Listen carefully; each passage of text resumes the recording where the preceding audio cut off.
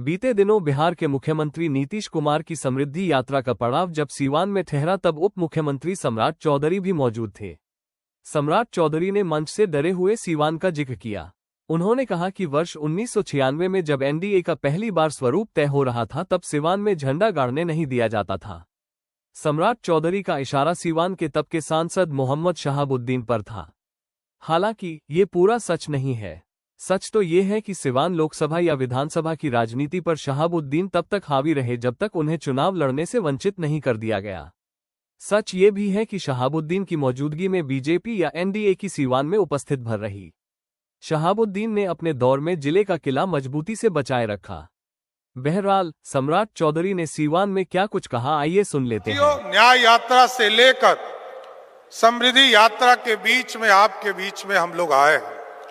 और साथियों, याद होगा पिछले साल भी हम लोग आए थे और आपके बीच में जो प्रगति यात्रा के दौरान जो काम किए गए, आदरणीय मुख्यमंत्री जी का साफ निर्देश था किसी भी कीमत पर इसको चालू करना है।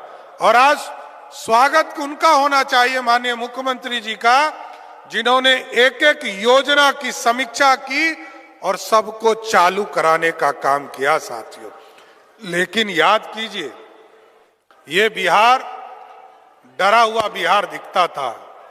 यही सिवान था जब 1996 का चुनाव हो रहा था और पहली बार एनडीए का स्वरूप बना था साथियों।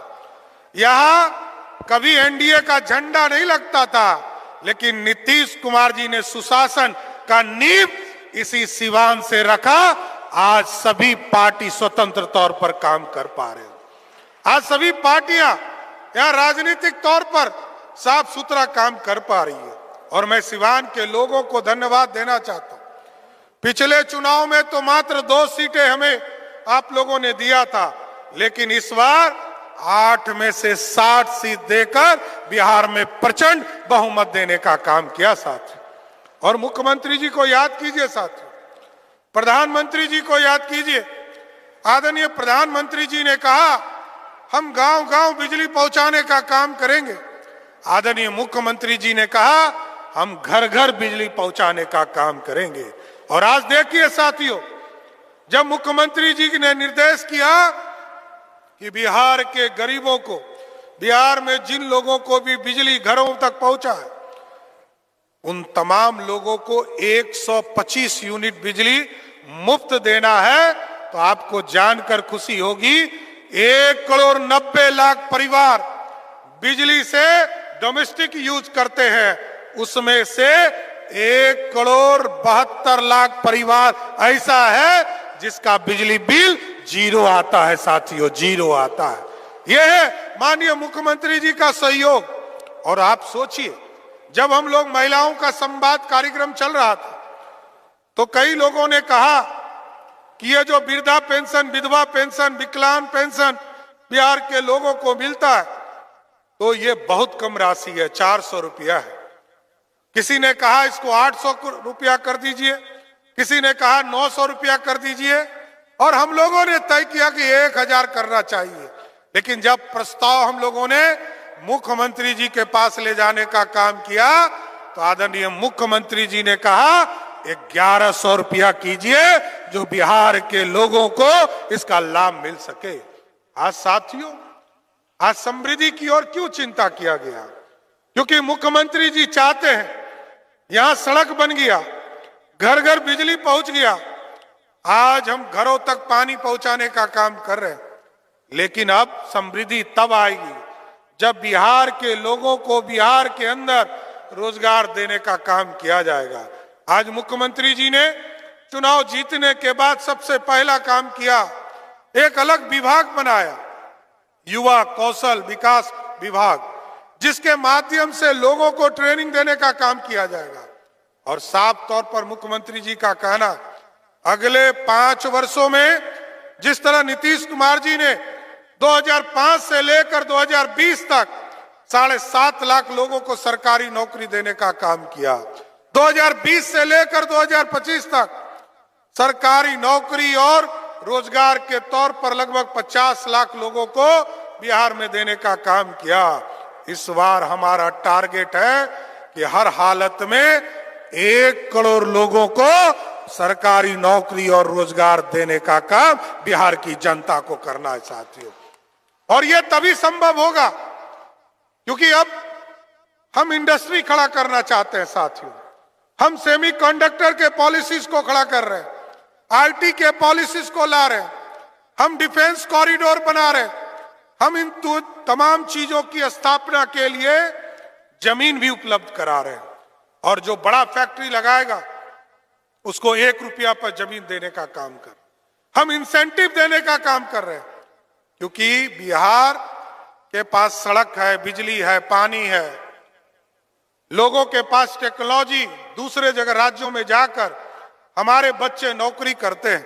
अच्छा नौकरी करने तो आगे भी जाए, लेकिन इस बार हम लोगों ने व्यवस्था किया है कि जो लोग भी मजदूरी करने बिहार से बाहर जाते हैं उनको हर हालत में चिन्हित करके उनको बिहार में रोजगार देने का काम बिहार की सरकार करेगा साथियों। इसलिए तमाम लोगों को समृद्धि यात्रा के माध्यम से जरूर यह स्वस्थ करना चाहते हैं। यह पूरी सरकार आपके लिए काम कर रही है और स्वाभाविक है, न्याय से लेकर प्रगति से लेकर समृद्धि यात्रा का मकसद ही है बिहार के लोगों के विकास को आगे पहुंचाना। याद कीजिए, यही सिवान था, यहां से पटना जाने में 7 से 8 घंटा लगता था, लेकिन आज यदि आप पटना से चलते हैं तो 2.5 से 3 घंटा में आराम से सिवान पहुंच जाते हैं। यह बदला हुआ बिहार है। आज स्वास्थ्य की व्यवस्था आदरणीय मुख्यमंत्री जी ने तय किया है कि बिहार में 38 जिले हैं, सभी 38 जिलों में हम मेडिकल कॉलेज बनाएंगे।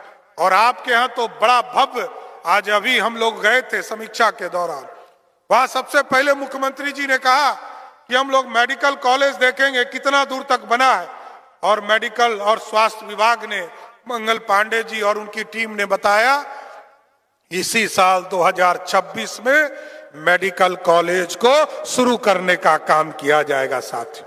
और मैं बताना चाहता हूं, आदर्श मॉडल स्कूल बनाने का काम किया जा रहा है। और साथ ही साथ जिस भी प्रखंड में हमारे डिग्री कॉलेज नहीं है, हम आपको आश्वस्त करते हैं, आदरणीय नीतीश कुमार जी ने निर्देश दिया है बिहार के सभी प्रखंडों में डिग्री कॉलेज खोलने का काम बिहार की सरकार करेगा साथियों। इसलिए तमाम लोगों को समृद्धि यात्रा के माध्यम से हम बधाई भी देना चाहते हैं। यह प्रगति के साथ साथ समृद्धि भी करना है और आगे बिहार को गौरवशाली इतिहास की ओर ले जा रहा है। जो हमारा इतिहास था, हमने जो स्वर्णिम काल भारत को दिया है, इसी बिहार ने मगध के रूप में लगभग 200 वर्षों तक स्वर्णिम काल दिया है। अब समृद्धि की ओर उसी तरह रास्ते पर हम खड़े हैं और आगे बिहार उसी रास्ते पर खड़ा होगा और समृद्धि के माध्यम से बिहार को फिर से गौरवशाली इतिहास लौटाने का काम करेगा। इसलिए साथियों, मैं सिवान की तरफ से फिर से माननीय मुख्यमंत्री नीतीश कुमार जी को समृद्धि यात्रा में सिवान आने के लिए धन्यवाद और स्वागत करते हुए अपनी बातों को विराम